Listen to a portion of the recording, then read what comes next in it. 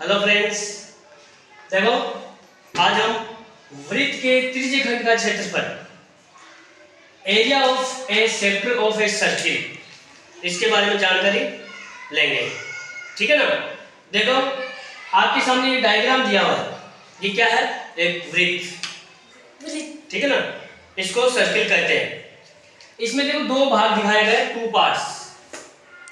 ऊपर वाला जो बड़ा वाला भाग है इसको कहेंगे दीर्घ। दीर्घ यानी दीर्घ कहते हैं बड़ा। यस, बड़ा। तो दीर्घ त्रिज्य खंड ये जो पोर्शन है, और इसके एक छोटा सा पार्ट और दिखाया गया है इस वृत्त का। ये देखो, इसको हमने शेडो किया, छायांकित किया है। ठीक है, तो इसको हम कहेंगे लघु त्रिज्य खंड। तो इस वृत्त के दो भाग हैं। बड़े वाले भाग को हम कहेंगे दीर्घ त्रिज्य खंड, और लघु जो है ये छोटा वाला भाग है, लघु है छोटा, इसको हम कहेंगे लघु त्रिज्य खंड। Yes, clear. अब समझना ये है कि वृत्त के त्रिज्य खंड का क्षेत्रफल क्या होता है, किसे कहते हैं। ठीक है ना।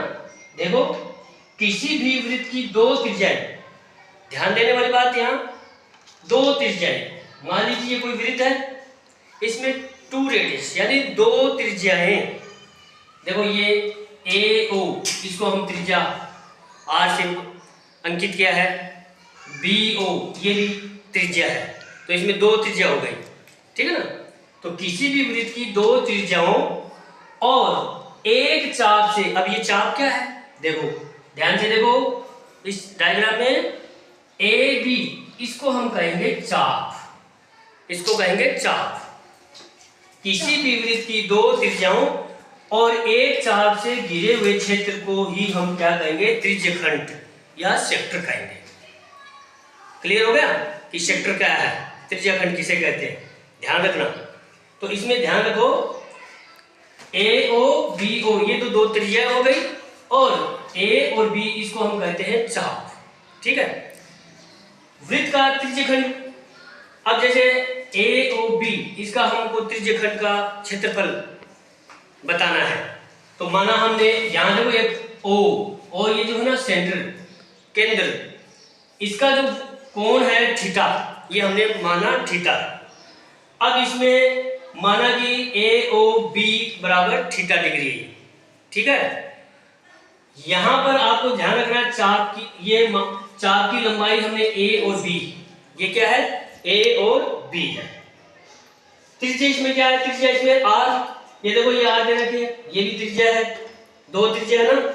ठीक है, तो त्रिज्य खंड का क्षेत्रफल ए बराबर थीटा बटा 360। याद रखना, पूरे गोले का, वृत्त का क्षेत्रफल 360 डिग्री होता है, 360 डिग्री होता है। Yes, clear.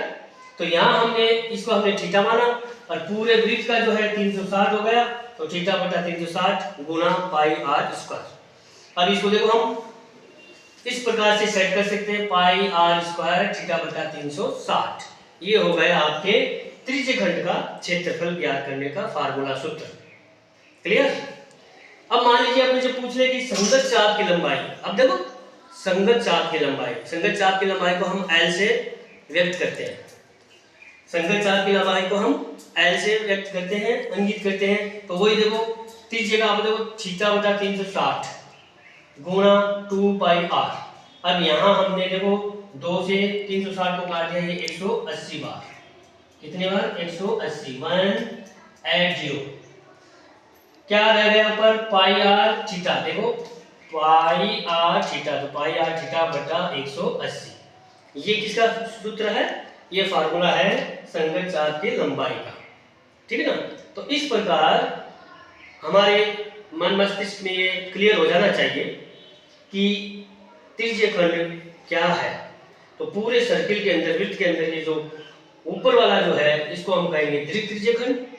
यस, और नीचे वाला जो छोटा है उसको हम कहेंगे लघु त्रिज्य खंड। तो वृत्त के त्रिज्य खंड का क्षेत्रफल ज्ञात करने का फार्मूला ये पाई आर स्क्वायर थीटा बटा 360, और संगत चाप की लंबाई यानी एल, वो पाई आर थीटा बटा 180। Thank you.